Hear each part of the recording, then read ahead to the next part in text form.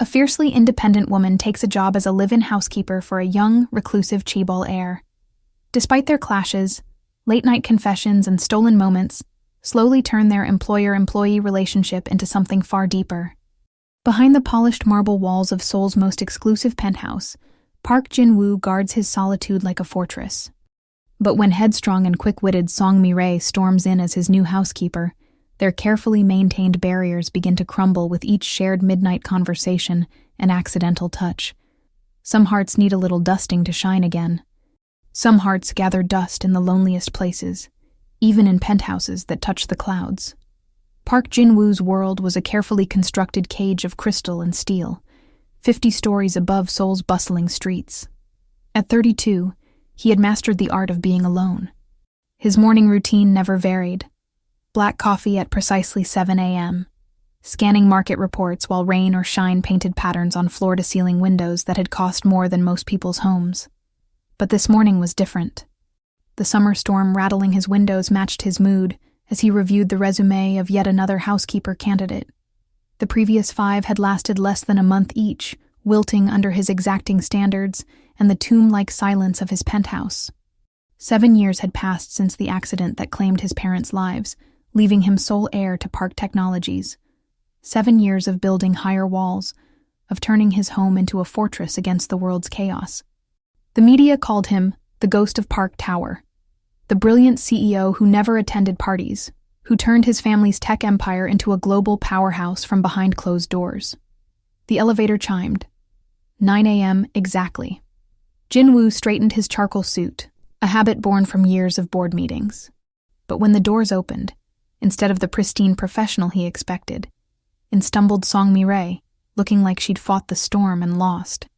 Her dark hair clung to her face in wet strands, and her simple white blouse was nearly transparent from the rain.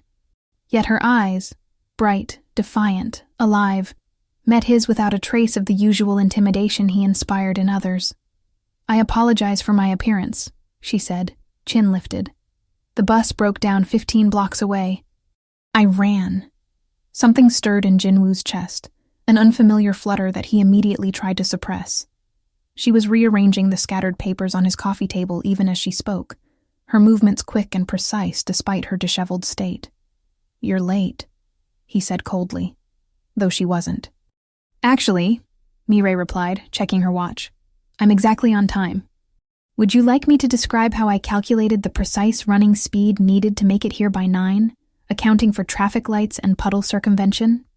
A crack of thunder punctuated her words, and in that flash of lightning, Jin-woo saw something dangerous, the ghost of a smile tugging at his own lips. The smile vanished as quickly as the lightning, but something had shifted in the atmosphere of the penthouse. Mi-rae hung her dripping coat by the door, leaving a small puddle on the marble floor that made Jin-woo's jaw clench. "I'll clean that immediately," she said, already reaching for the cleaning supplies she'd spotted in the nearby closet. Her quick assessment of the space revealed layers of neglect beneath the surface glamour. Dust gathered in corners, fingerprints on glass surfaces, and a general sense of abandonment that seemed at odds with the prestigious address. Jin-woo watched her from his position by the windows, his reflection overlapping with the cityscape beyond. "The cleaning schedule is in the kitchen. I expect minimal disruption to my work routine." His voice carried the practiced chill of someone used to keeping others at arm's length. But Mi-rae was already moving through the space with purpose, her trained eye catching details that made her heart sink. Empty takeout containers hidden behind designer books. A thin film of dust on family photos turned face down. The air itself felt stale, like memories had been locked away too long. "Mr. Park," she ventured, testing the waters. "Some areas will require deep cleaning, the air filtration system alone. Just follow the schedule," he cut her off, turning back to his laptop. But she caught his slight flinch when she picked up a particularly dusty photo frame. The morning unfolded in a dance of avoidance. Jin-woo retreated to his home office while Mi-rae began the monumental task of bringing life back to the neglected space. She found herself leaving small notes. "Air filter changed 9:45 a.m. and refrigerator needs restocking." Precise and professional, but each one a tiny bridge across the silence. By afternoon, the storm had settled into a steady rhythm against the windows, matching Mirei's methodical cleaning. She discovered a pattern to Jinwoo's movements. Every 2 hours, he would emerge for exactly 3 minutes to refill his coffee, his path to the kitchen carefully timed to avoid wherever she was working. But on his 3 p.m. coffee run, he paused. Mirei had moved his mother's favorite vase. He could tell because the dust outline remained on the shelf. But instead of banishing it to some corner, she had cleaned it, filled it with fresh flowers, and placed it where the afternoon light caught the crystal patterns. For a moment, the apartment felt less like a mausoleum and more like the home it had once been. Their eyes met across the room, a charged moment of understanding. Mirei didn't look away, even as she continued organizing a drawer of takeout menus that told the story of too many solitary meals. Jinwoo opened his mouth as if to speak, then thought better of it, retreating to his office with an empty coffee cup. That evening, as Mirei prepared to leave, she left one final note. Tomorrow, deep clean of study area. Please advise if any documents need special handling. She placed it beside a bowl of fresh fruit she'd arranged on the kitchen counter, a splash of color in the monochrome space. Through the security cameras he pretended not to monitor, Jinwoo watched her go. The apartment felt different somehow, as if the dust she'd cleared had taken some of his carefully constructed walls with it. The next morning, Mirei arrived earlier than usual, her arms full of fresh cleaning supplies and a determination to tackle the home office. She found Jinwoo already awake, standing in the kitchen with an untouched cup of coffee, staring at the fruit bowl she'd left the previous day. An apple was missing. "Good morning, Mr. Park," she said, keeping her voice professional, despite the flutter in her stomach when he turned to look at her. Dark circles under his eyes suggested another sleepless night. "The study," he said, clearing his throat. "There are sensitive documents. I should supervise." Mirei nodded, hiding her surprise at his offer to be present. As they walked to his office, she noticed he'd left the door open. A small change that felt momentous in the carefully ordered world of the penthouse. The office revealed itself as a testament to controlled chaos. Stacks of papers created a maze on his desk, while family photos gathered dust on forgotten shelves. One caught her eye. A younger Jinwoo at a piano, smile unguarded, his mother's hand on his shoulder. "That can stay where it is," he said sharply, noticing her gaze. Mirei began organizing methodically, creating systems that would be easy to maintain. As she worked, Jinwoo's typing slowed, his attention drawn to her movements. She found herself humming softly, an old habit from her teaching days. And though he said nothing, his shoulders seemed to relax with each passing minute. At 2 a.m. that night, unable to sleep, Mirei returned to the penthouse. The security code accepted her entry, and she found herself drawn to the kitchen, seeking comfort in work. The lights suddenly flickered on. "You're not required to work these hours," Jinwoo said from the doorway, his usual suit replaced by casual clothes that made him look younger, more vulnerable. "I couldn't sleep," she admitted, already reaching for the kettle. "Would you like some tea?" A pause stretched between them, full of unspoken questions. Finally he nodded, settling at the kitchen counter while she prepared 2 cups of chamomile. The city lights twinkled beyond the windows, creating an intimate atmosphere that made their usual barriers feel paper-thin. "My mother loved chamomile," he said quietly, staring into his cup. "She used to say it could heal any worry." Mirei watched his hands tighten around the warm cup, noting how this midnight version of Jinwoo seemed softer around the edges. "Was that her piano I saw in the photos?" His expression clouded, but instead of shutting down, he took a slow sip of tea. "It's in the room down the hall. I haven't played since—" He left the sentence unfinished, but Mirei understood. Some wounds were still too fresh to voice. They sat in companionable silence, the gentle clinking of cups creating a quiet symphony with the hum of the city below. When Jinwoo finally spoke again, his voice carried a warmth she hadn't heard before. "The filing system you implemented today, it's efficient." Coming from him, it felt like a symphony of praise. Mirei's small compliment about the filing system lingered in the air between them, softening the edges of their usual formality. Jinwoo shifted in his seat, fingers tracing the rim of his teacup. "You should go home and rest," he said, though his tone lacked its usual commanding edge. The next few days fell into a rhythm that felt both familiar and fragile. Mireille noticed Jinwoo's lunch portions growing smaller, often finding full containers in the trash.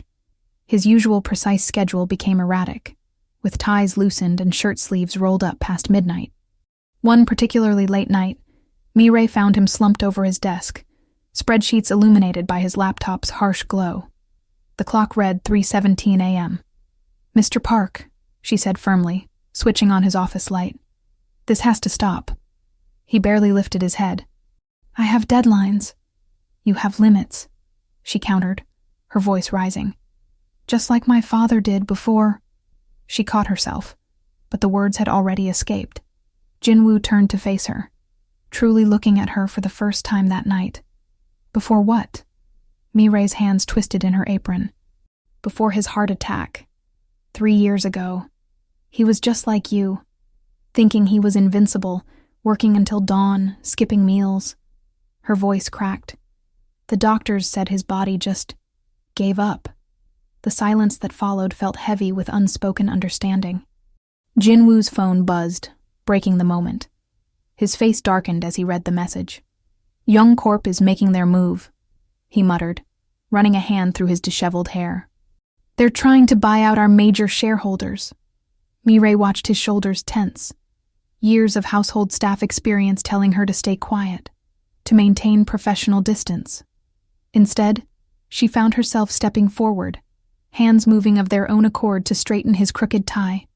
His breath caught, their eyes meeting in surprise at the intimate gesture. The next morning, while organizing his rarely used living room, Mireille discovered a box of old photo albums. She opened one carefully, dust motes dancing in the sunlight.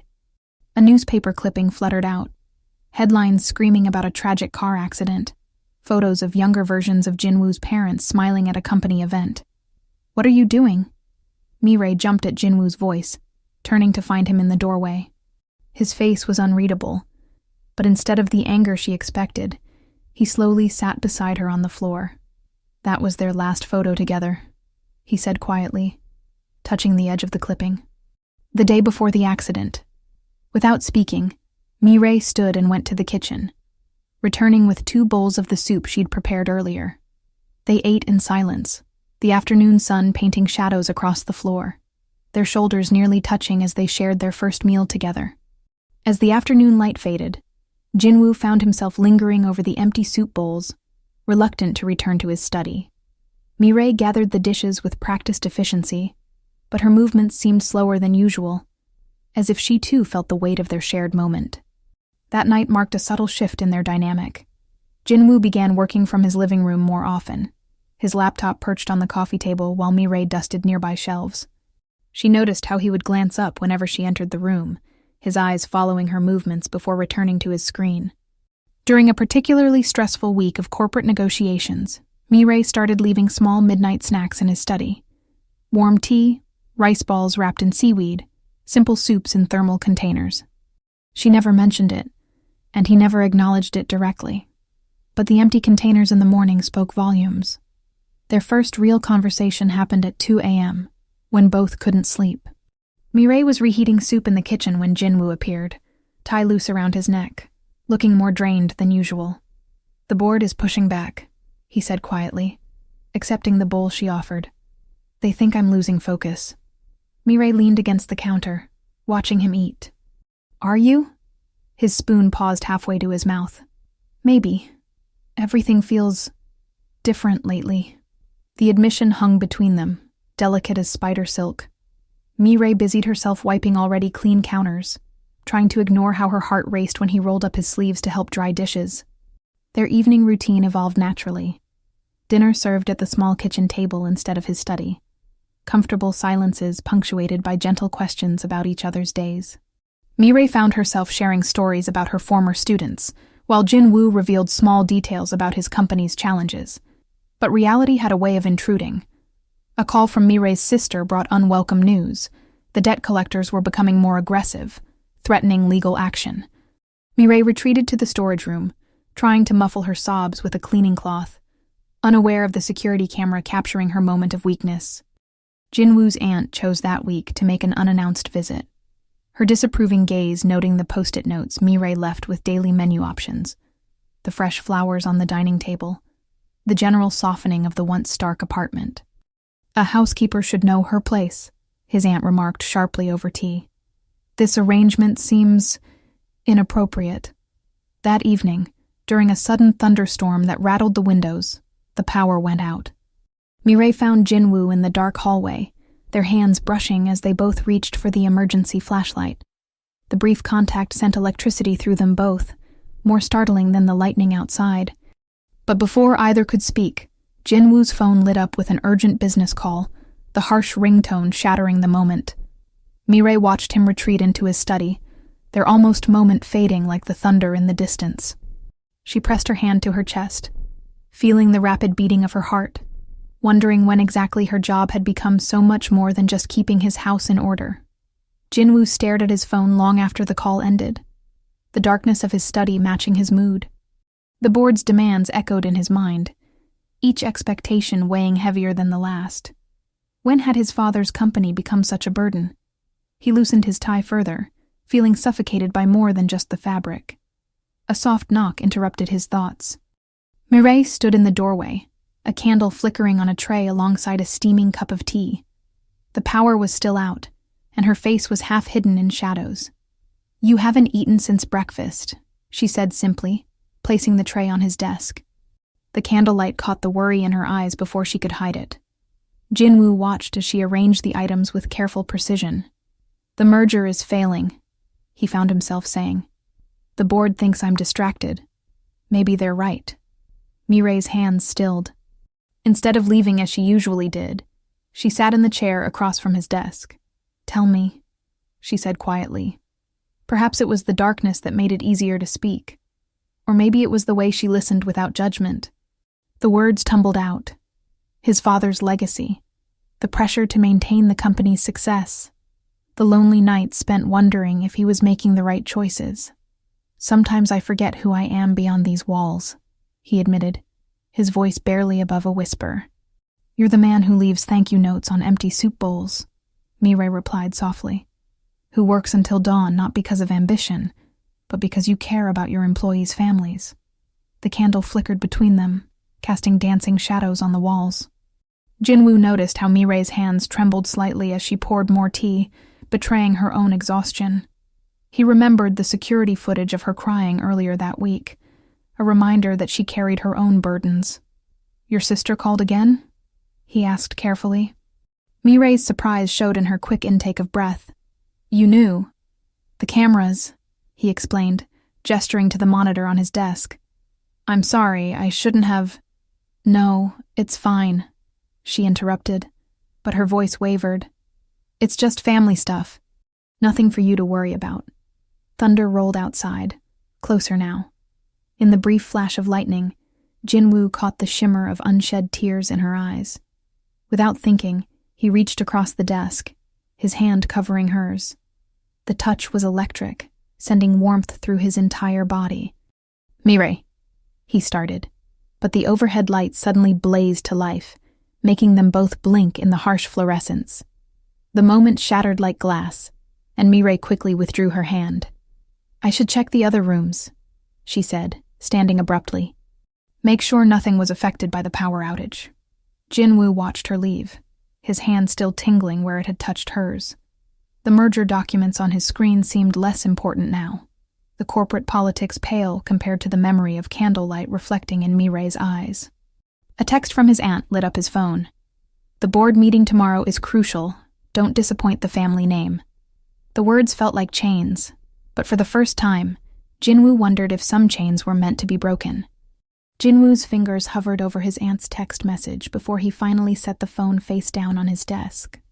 Through his office window, he watched as lights flickered back to life across Seoul's skyline, each one a reminder of the world beyond his penthouse walls. The storm still raged, but somehow the thunder seemed less threatening than the silence that hung between his office and the hallway where Mireille had disappeared. A crash from the kitchen jolted him from his thoughts.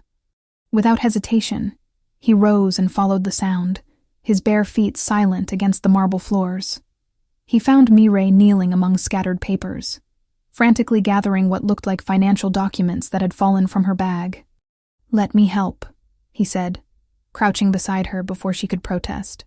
Their hands brushed as they reached for the same paper, and this time, neither pulled away immediately. In the harsh kitchen lights, he could clearly see the dark circles under her eyes that the candlelight had softened earlier. "These are collection notices," he observed quietly, scanning one of the papers. The amount made his chest tighten. It was more than a year's salary for someone in Mirei's position. "My brother," she explained, her voice steady despite the trembling in her hands. "He borrowed money from the wrong people. I've been trying to help him pay it back." Jinwoo remembered the security footage of her crying phone calls with sudden clarity. "This is why you took this job." Mirei nodded, finally meeting his eyes. "I never meant to hide it from you. I didn't want it to affect my work here." Before Jinwoo could respond, his phone buzzed with an urgent email notification. A crisis with their Chinese partners threatened to derail the merger completely. He watched Mirei quickly stuff the remaining papers into her bag, rebuilding her professional walls brick by brick. "The merger documents need to be reviewed by morning," she said, straightening her uniform. "I'll make some coffee." "Mirei," he called as she turned away. "Stay. Help me with this." The words surprised them both. Corporate documents were far above her pay grade, but something in him couldn't bear to face another lonely night of decisions. She hesitated only briefly before sliding onto one of the kitchen bar stools. Jinwoo opened his laptop on the counter between them, and soon they were deep in discussion about international market strategies and cultural nuances in business negotiations. Mirei's perspectives were surprisingly insightful, drawing from her former teaching experience to explain communication patterns he'd never considered. Hours slipped by, marked only by empty coffee cups and the gradually clearing sky outside. Jinwoo found himself watching her more than his screen, the way she tucked her hair behind her ear when concentrating, how her eyes lit up when solving a particularly complex problem. For the first time in years, the weight of his company's future felt lighter, shared between two pairs of shoulders instead of one. Dawn was creeping over Seoul's horizon when they finally closed the laptop. Mirei stretched, her shoulders stiff from hours of hunching over spreadsheets. Jinwoo found himself memorizing the way the first rays of sunlight caught in her hair, turning the dark strands to gold. "I should start preparing for the day," Mirei said, sliding off the bar stool. But before she could move away, Jinwoo's phone lit up with an urgent message. His face paled as he read it. "The board is calling an emergency meeting," he said, his voice tight. "Someone's making a move to take control of the company." Mirei paused, watching as his hands began to tremble slightly. She'd seen that look before, right before his previous panic attacks. Without thinking, she moved to the kitchen and began preparing chamomile tea. The same blend she'd noticed helped calm him during late nights. "Breathe, Jinwoo-si," she said softly, placing the steaming cup before him. "Just like we practiced." He looked up, surprised she'd remembered those moments of vulnerability. His breathing steadied as he wrapped his hands around the warm cup, their earlier conversation about her brother's debt temporarily forgotten in the face of this new crisis. Over the next few days, Jinwoo barely left his study. Mirei found herself leaving carefully prepared meals outside his door, each accompanied by a small note detailing the ingredients and their benefits. She'd noticed his tendency to skip meals when stressed, so she began timing her deliveries with his conference calls. One night, while organizing his childhood photo albums, a task she'd taken upon herself to preserve the memories she'd found collecting dust, Mirei came across a picture that made her heart ache. A young Jinwoo sat at a grand piano, his mother's arms wrapped around him, both wearing identical bright smiles. So different from the guarded man she knew now. Tears blurred her vision as she thought of her own family photos tucked away in her small apartment. She was so absorbed in the image that she didn't hear Jinwoo approach, until his hand landed gently on her shoulder. "That was the last photo taken before she died," he said quietly, his touch lingering longer than necessary. The warmth of his hand seemed to burn through her uniform. Mirei quickly wiped her eyes, but Jinwoo had already seen. Instead of withdrawing as she expected, he sat beside her on the floor, their shoulders barely touching as he began to share stories about his mother, each word seeming to lift a fraction of the weight he carried. Outside his study window, anonymous warnings about Mirei's influence on the company air began appearing with increasing frequency. Inside, Jinwoo secretly made calls to arrange security for her, while Mirei's careful notes about his preferences, everything from his coffee temperature to his preferred reading light, accumulated in a small notebook she kept close to her heart.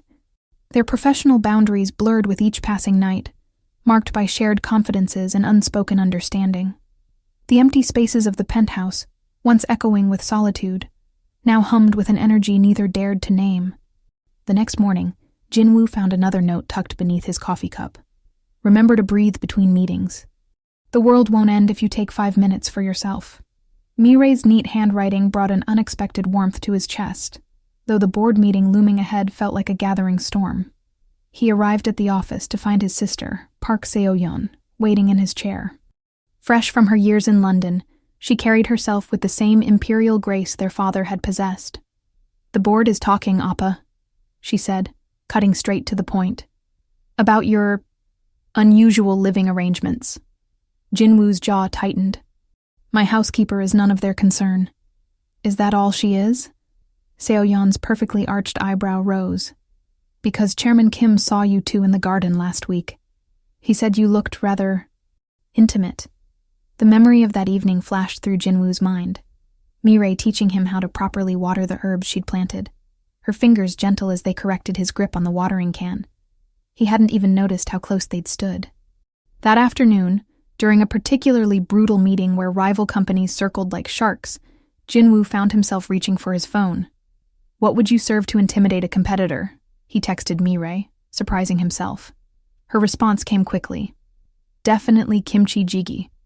Spicy enough to make them sweat, familiar enough to remind them of their grandmother's disappointment." The message made him smile for the first time that day, but the moment was shattered when board director Jung cleared his throat meaningfully. "Perhaps, Mr. Park, you could focus on saving the company rather than texting your staff." That night, the weight of everything finally crashed down.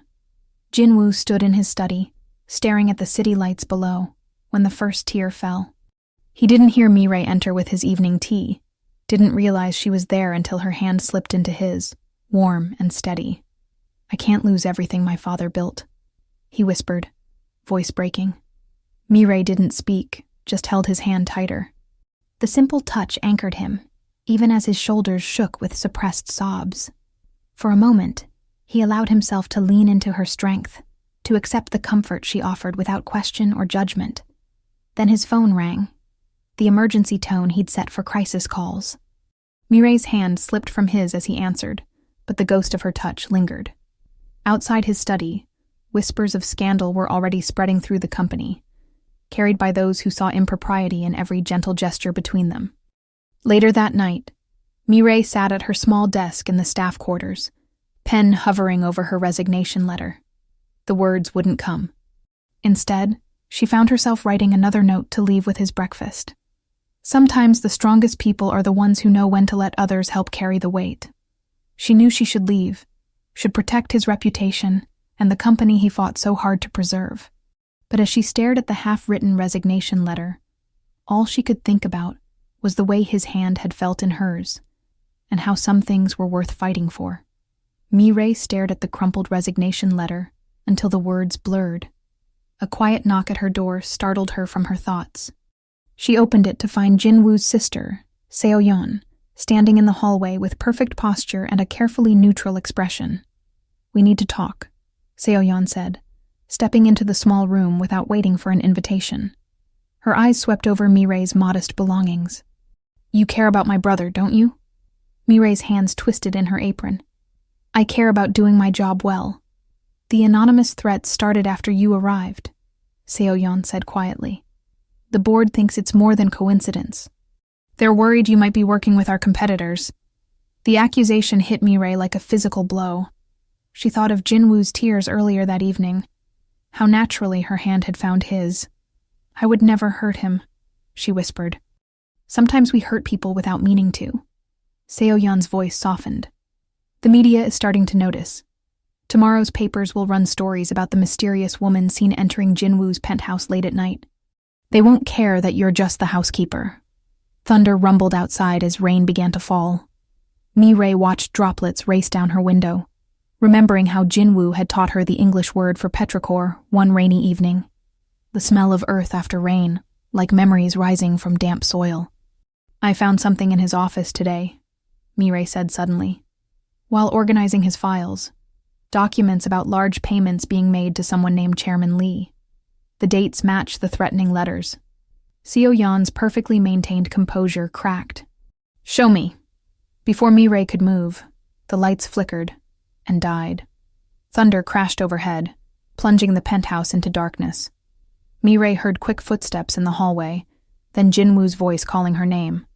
She opened her door wider, the beam of her phone flashlight cutting through the darkness. Jinwoo stood there, tie loosened, hair slightly disheveled. Their eyes met in the dim light.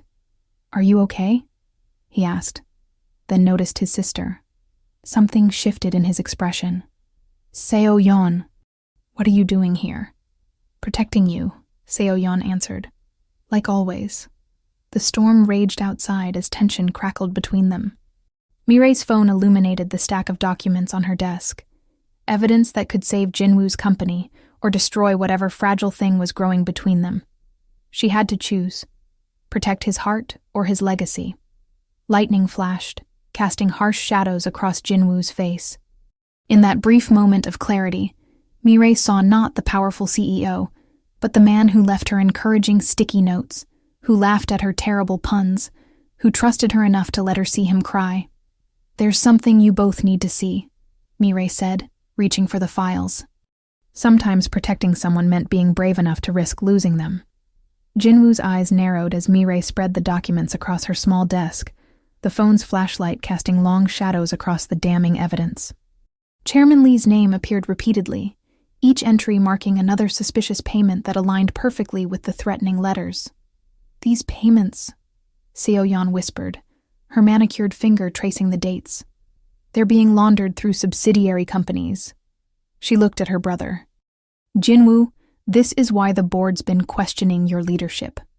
Thunder crashed outside as Jinwoo gripped the edge of the desk, his knuckles turning white. Mireille fought the urge to reach for his hand, remembering how natural it had felt just hours ago.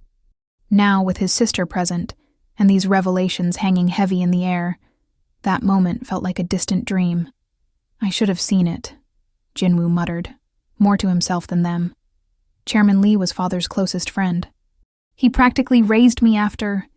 His voice trailed off as another lightning flash illuminated the room. Mireille watched his facade crack, just slightly. The threatening letters weren't random, she said softly. They knew exactly when you'd be most vulnerable. When you'd be distracted by... She stopped herself. But Jinwoo's sharp glance told her he understood. By her. By their growing closeness. Seo Yan gathered the papers with efficient movements. We need to take this to the board immediately. Show them the connection before Chairman Lee can move any more assets. No. Jinwoo's voice cut through the darkness. If we move too quickly, he'll destroy the evidence. We need to be strategic. He turned to Mireille, his expression unreadable. How long have you known about this? Mireille felt the weight of both siblings' stares. I found the documents 3 days ago. I was trying to find the right moment to tell you, but you've been so busy, so distant. The words hung between them like the charged air before lightning strikes. I've been trying to protect the company, Jinwoo said, his voice tight. To protect everyone who depends on it. By shutting everyone out? Mireille challenged, surprising herself with her boldness. By becoming exactly what they want you to be. Isolated and vulnerable. The lights flickered back to life, harsh fluorescence replacing the intimate darkness. Jinwoo straightened his tie, his CEO mask sliding back into place. But Mireille caught the slight tremor in his hands, the way his eyes lingered on her for a moment too long. We'll discuss this tomorrow, he said formally. It's late, and we all need to think clearly. He turned to leave, then paused at the doorway. Mireille, thank you for paying attention to the things I missed. As his footsteps faded down the hallway, Seo Yan gathered the last of the documents, You really do care about him, she said. Not quite a question. Mireille stared at the empty doorway where Jinwoo had stood. Sometimes caring means watching someone rebuild their walls, she replied, even if you've just learned how beautiful it is inside them. The next morning, tension hung thick in the corporate headquarters' marble halls. Jinwoo stood at his office window, watching Seoul's skyline shimmer in the morning light, when his secretary knocked urgently. Sir, the board members are requesting an emergency meeting. They've received some concerning footage. Jinwoo's jaw tightened as he turned to face the large screen in his conference room. The security footage played silently. Him and Mireille in the penthouse kitchen at midnight, their heads bent close together over a cup of tea, his hand briefly touching hers. Out of context, intimate, damaging. Your behavior is becoming erratic, Board Member Park stated flatly. First the delayed merger decisions, now this, involvement with household staff. The shareholders are concerned. My personal life isn't relevant to company operations, Jinwoo replied coldly, but his hands clenched behind his back. Meanwhile, Mireille found an unmarked envelope on her cleaning cart. Inside, a single photo of her brother's paid-off debt statement, along with a note. Your presence is becoming a liability. Consider his future carefully. She leaned against the wall, her heart pounding. The morning sun caught the crystal vase she'd just polished, sending rainbow prisms dancing across the floor. A beautiful moment now tainted by fear. Lee Sung-min caught Jinwoo in the elevator later that day. We grew up together, Jinwoo. I'm telling you this as a friend. The board is preparing to vote on your leadership. Don't let some housekeeper destroy everything your father built. She's not just... Jinwoo stopped himself, realizing his defensive tone only proved their point. The elevator doors opened to reveal Mireille herself, frozen in surprise. The look they exchanged spoke volumes, but Jinwoo forced himself to walk past without acknowledging her. That evening, Mireille found her access card deactivated. Security escorted her to HR, where a sympathetic manager slid an envelope across the desk. 3 months' salary as severance, plus a generous bonus if you leave quietly. It's a good offer. Mireille's fingers traced the envelope's edge. And if I refuse? Then certain documents about your family's past financial troubles might become public. It would be unfortunate if that affected your brother's new business ventures. In his penthouse that night, Jinwoo stared at Mireille's empty cleaning cart still parked in the service hall. Her yellow rubber gloves lay discarded on top, like an accusation.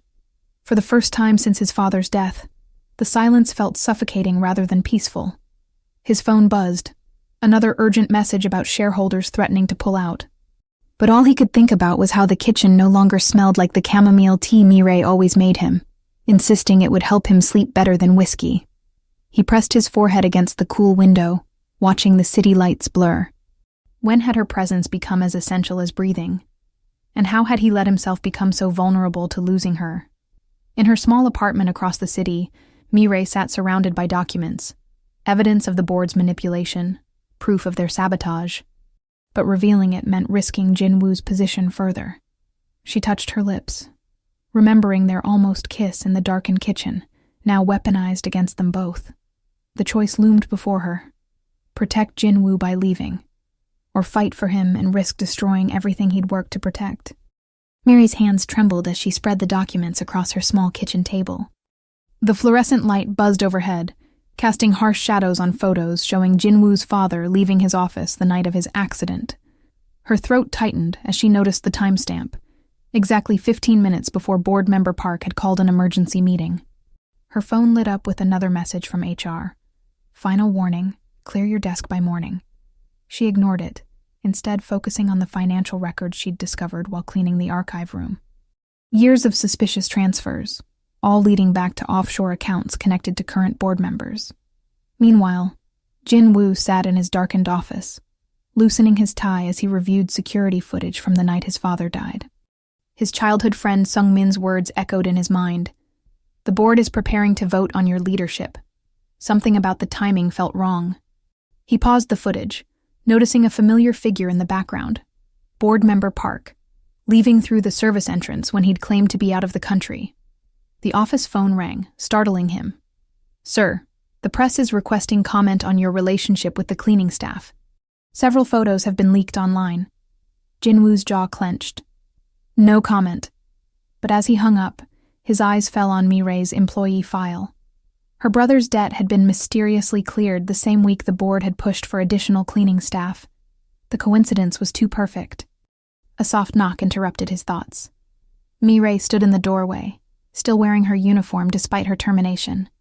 "I found something you need to see," she said quietly, placing a thick folder on his desk. Their fingers brushed as she handed him the documents. The familiar warmth of her touch made his chest tighten, but he forced himself to focus on the papers. With each page, the truth became clearer. His father's death, Mirai's hiring, the recent scandal, all carefully orchestrated moves in the board's long game. "They used me to get to you," Mirai whispered, her voice breaking. "My brother's debt, the job offer. It was all planned." Jinwoo stood, moving around his desk to face her. "You couldn't have known." His hand reached for hers, then dropped as his phone buzzed with another crisis alert. Company shares had dropped another 15% in after-hours trading. Mirai stepped back, straightening her uniform. "The emergency board meeting is tomorrow morning. They'll try to force you out using the moral conduct clause." She pulled out one final document, a resignation letter. "If I leave now, maybe you can still save your position." But before she could place it on his desk, Jinwoo caught her wrist. In the dim office light, their shadows merged on the wall behind them. "No more running," he said softly. "It's time we fight back." Mirai's words hung in the air between them as Jinwoo's grip on her wrist softened, but didn't let go. Rain pelted against the office windows, creating shadows that danced across their faces. The manila folder of evidence lay open on his desk, each page a damning testament to years of corporate manipulation. "We need somewhere safe to work," Jinwoo said, finally releasing her wrist. He loosened his tie completely, tossing it onto his chair. "The office isn't secure anymore." Mirai nodded, gathering the scattered documents with practiced efficiency. "The penthouse," she suggested, her voice barely above a whisper. "I know every corner of it. There are no surveillance cameras in your father's old study." The elevator ride to the penthouse was silent, heavy with unspoken words. Mirai's uniform badge had already been deactivated, forcing Jinwoo to use his own credentials to access the top floor. As they stepped into the marble foyer, thunder cracked outside, making Mirai jump. Jinwoo instinctively steadied her with a hand on her shoulder. They settled in his father's study, where Mirai had spent countless hours cleaning and organizing. Now, surrounded by leather-bound books and the lingering scent of sandalwood, she watched Jinwoo pore over the financial records she'd discovered. His shoulders tensed as he connected more dots. "These transfers," he muttered. "They started the same month my mother died." His voice cracked slightly on the last word. Mirai moved closer, her cleaning uniform rustling as she leaned over his shoulder. "Look at the dates." She pointed to a series of transactions. "Every major decision the board made against your father was preceded by a payment to this account." The rain intensified outside, and Mirai walked to the balcony doors, watching water stream down the glass. Her reflection showed tears she hadn't realized were falling. "My family's home," she said softly.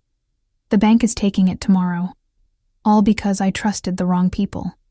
Jinwoo looked up from the documents, seeing her silhouette against the storm-dark sky. For the first time since his mother's funeral, he felt the walls he'd built beginning to crack. He stood, joining her at the window.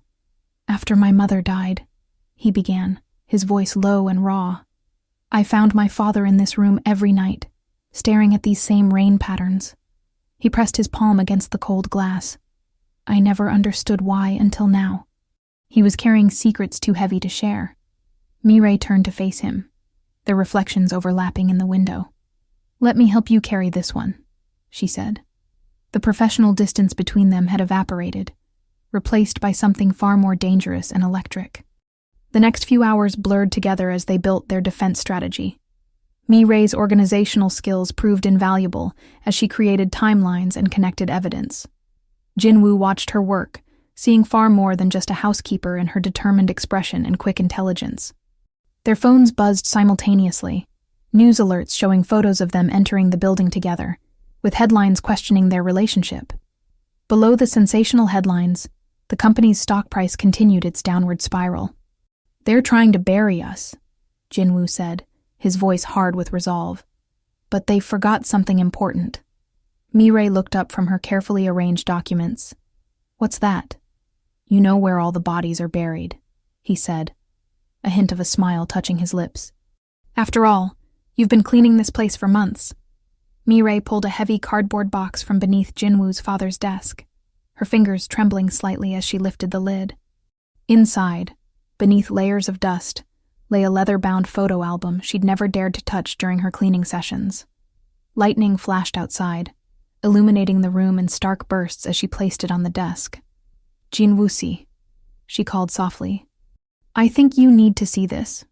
He crossed the room, his expensive suit jacket long discarded, shirt sleeves rolled up to his elbows. The moment he saw the album, his face paled. "I haven't opened that since the funeral," he whispered, touching the worn leather cover with hesitant fingers. Thunder crashed directly overhead, and suddenly the study plunged into darkness. Mireille gasped as emergency lights cast a soft blue glow across the room. Jinwoo's phone lit up with urgent messages. The power outage had affected the entire building. "We're trapped," he said, checking his phone. "The electronic locks are engaged. Security protocol." Mireille stood in the dim light, her cleaning uniform suddenly feeling like armor against the intensity of his gaze. "Maybe it's fate," she said quietly. "Like that first night, when I found you here during the storm." Jinwoo's jaw tightened. "Mireille, you should never have been involved in this. Tomorrow morning, when the board votes, stop trying to protect me." Her voice cracked with emotion. "I've spent months watching you carry this burden alone. Every night, organizing these files, I saw the weight getting heavier. You think pushing me away now will save me?" He moved closer, his presence overwhelming in the confined space. "The media is already spinning stories. Your family's reputation. My family lost everything because of the same corrupt system you're fighting." Mireille grabbed the photo album, opening it forcefully. "Look at these, Jinwoo. Look at your father's smile in these photos. He built this company on trust and integrity, just like my father built our small restaurant. We both lost everything to men who only care about profit." Lightning illuminated tears on her cheeks as she turned the pages. "Here, your mother's last company dinner. I remember serving at that event. She was kind to everyone, even the part-time waitstaff. That's the legacy you're really protecting." Jinwoo's carefully maintained composure cracked. He gripped the edge of the desk, knuckles white. "I can't lose anyone else," he admitted, voice raw. "When I saw your name in those threat letters..." Mireille stepped closer, her hand covering his on the desk. "Then stop pushing away the one person who understands exactly what you're fighting for." The emergency lights flickered, casting shadows across their faces as years of carefully maintained distance crumbled between them. "Tomorrow morning," she continued, "we face them together. Not as CEO and housekeeper, but as two people who remember what it means to build something honest and true." The thunder rolled again, but this time neither of them jumped. In the blue-tinted darkness of his father's study, surrounded by evidence of both corruption and love, they stood in a silence heavy with words they'd held back for too long. In the soft blue glow of the emergency lights, Jinwoo's hand found Mireille's on the desk. "I think," he said quietly, "my father would have liked you.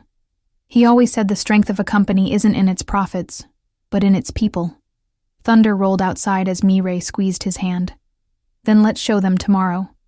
Not as CEO and housekeeper, but as two people who remember what it means to build something honest." The emergency lights flickered once more before the main power hummed back to life. Jinwoo stood, still holding Mireille's hand, and walked to the floor-to-ceiling windows. The city lights sparkled through the rain, just like that first night she'd arrived for her interview, drenched but defiant. "The board meeting starts in 6 hours, he said, turning to face her. "Are you sure you want to stand with me? There's no going back after this." Mireille straightened his crooked tie, a gesture that had become as natural as breathing. "I started standing with you the moment I refused to let you drink cold coffee in your own home." Her smile held the warmth that had slowly transformed his sterile penthouse into a sanctuary. "Besides," Someone needs to remind you to eat during those long meetings. The next morning, when they walked into the boardroom together, the whispers died at the sight of their unified front. Mireille carried the photo album and documents like armor, while Jinwoo moved with a confidence he hadn't felt since before his parents' death. The evidence was irrefutable. Years of corruption, carefully hidden beneath polished corporate lies, finally exposed by a housekeeper who noticed the dust in forgotten corners. 1 year later, rain drummed against the penthouse windows as Mireille organized the kitchen, now warm with the scent of fresh coffee and evening meals shared between meetings. She heard Jinwoo's footsteps before she saw him, familiar now with the sound of him coming home. "I brought you tea," he said, setting down 2 cups on the counter. "Just like you did for me, all those nights ago."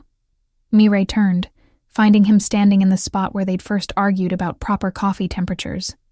But now his tie was loosened, his smile easy, and in his hand was a small velvet box. "The company's healing," he said softly. "And so am I.